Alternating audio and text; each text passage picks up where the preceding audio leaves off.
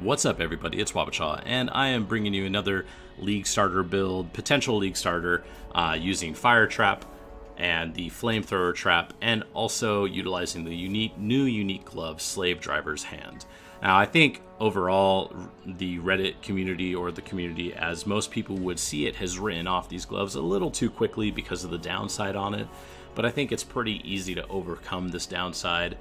Considering that with a lot of trap builds, with Master Sapper moving on the passive tree to over here and it being a little bit more accessible, since you're going to have your frenzy charges, you're also going to have cast speed on pieces of gear, and throughout the passive tree, it's pretty easy to overcome this downside on Slave Driver's Hand.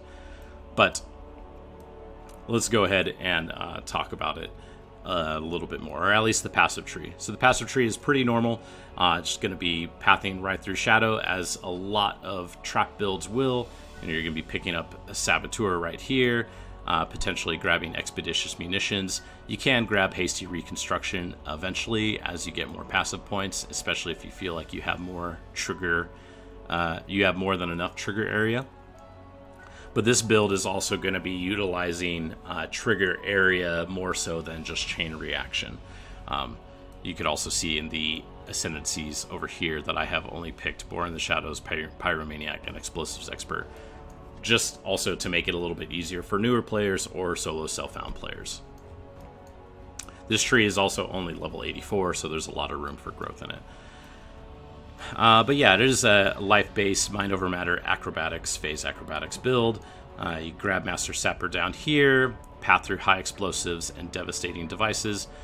Clever Construction, I don't really care for Clever Construction anymore, but this is personal preference. Some people are even grabbing this trap throwing speed and then going right through here and choosing to not grab these trap and mind damage nodes.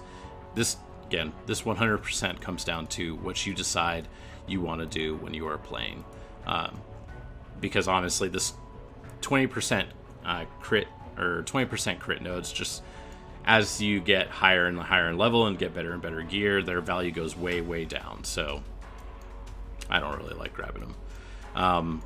Coming through here, grab Brain and Blood, Doomcast. Eventually, as you get more levels, you can grab the crit multi, because like I said earlier, 20% crit nodes usually fall off in their value, so you can eventually grab crit multi. But for saving points and pathing reasons, you just grab crit for that moment.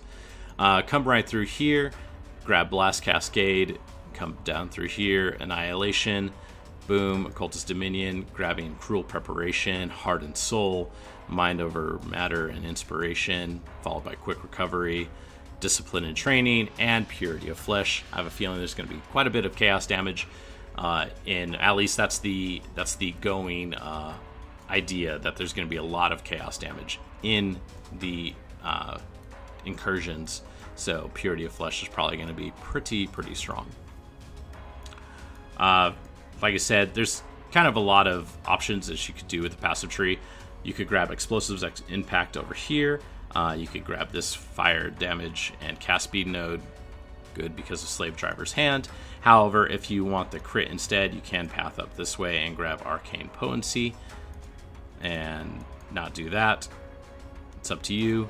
Also, another thing that you can do is you can grab the AoE nodes. I'm not entirely sure how much AoE you will need for Fire Trap in its current form, but AoE nodes on the tree are kind of Dan's game, if you ask me. You can grab Deep Wisdom. You can also grab some of the other mana nodes over here, such as Soul Siphon and Mind Drinker. Soul Siphon is actually pretty good for leveling because of the 5 mana gained on kill, so keep that in mind. The tree is pretty light on jewel sockets. Eventually you can get this other jewel socket, and then there's another one that you get up here, but this is a 4-point jewel socket, and only becomes a 3-point jewel socket if you grab Arcane Potency, but even at that point, it's still a 4-point jewel socket. So you need to have a really good jewel to justify that. But a 3-point jewel socket, not so much. It's pretty good.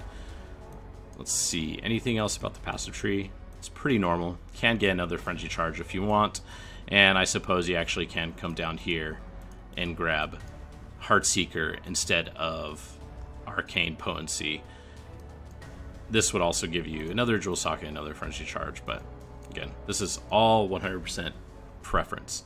So let's go ahead and talk about the items. This is, again, like I said at the start of the video, using Slave Driver's Hand.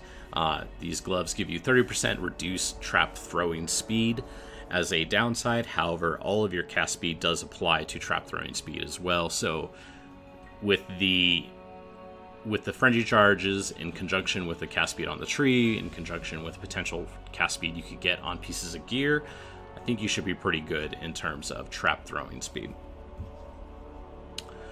A carcass jack, you don't have to use this. This is obviously going to be, especially in a trade league, this will probably have a little bit of value at the start of the league, as it always does. Probably in the, I want to say anywhere from like 20 chaos all the way up to 1 to 2x, just depending on, how the league goes and what people prefer playing. Might not see that much popularity right now with the prevalence of projectiles and lightning trap and lightning skills in general. An Essence Worm, this is what you're going to be socking your anger into for Mind Over Matter. A Wise Oak. Wise Oak is like a staple flask for almost every build that deals elemental damage. Hit elemental damage, at least. And then a Hair-Triggered Jewel. You could use as many of these as you want. I put in 2 rare jewels, but if you really want to get like big on that trigger radius, you can use multiple. But do keep in mind that trigger radius radius in general falls off as you get more and more and more. So everything else, though, I made pretty cut and dry. You want a scepter or a dagger. Scepter, you want the elemental penetration. Obviously, you can make do with the with percent elemental damage if you want, but elemental penetration is a little bit better for your hits. And then a 48%, just as much spell damage as you can get on the prefix. Added fire damage to spells, pretty good. Since you have elemental penetration and you're scaling mostly crit and elemental damage, it actually doesn't have to be fire damage. It could be cold, it could be lightning. Cold would actually probably give you some utility in terms of shattering, which wouldn't really be bad at all. Crit multi, you could also get cast speed on here, attack speed, etc, etc. Rare shield, I put Crafted Life on most of the pieces just so you have a little bit of flexibility of what you could search for in trade leagues, and also so you know what's reasonable for you to get in solo self-found. So I did that for pretty much everything. Jewelry, I would, especially being a Mind Over Matter build, I would really try to get mana regen on suffixes, just for the simple reason that you don't really have that much mana regen in this setup, and you're probably going to want to run a mana flask until you have a very comfortable amount of mana regen. And yeah, everything's pretty straightforward. I will provide this path of building in the links down below. If you have any questions, I guess we should talk about the gems real quick. This is not including Arcane Surge, your Golem, your cast and damage taken setup. I will have that after the fact. But for what you need to know for this video, I just have the Fire Trap in a, I think in a 5-link.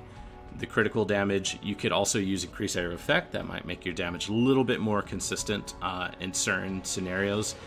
But increased critical damage. Anger socketed into your Essence Worm, like I said earlier, gives you more flat added damage, which is good for you.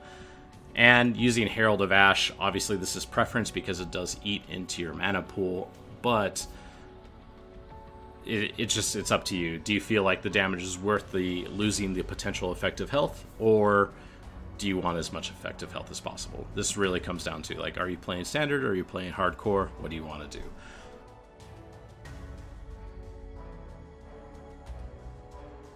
So, yeah, let me know what you think down in the comments below. If you have any suggestions, any items that you're using, whatever. Let's see what you guys are doing. And I will see you guys in Incursion League. That's weird to say. In Incursion League.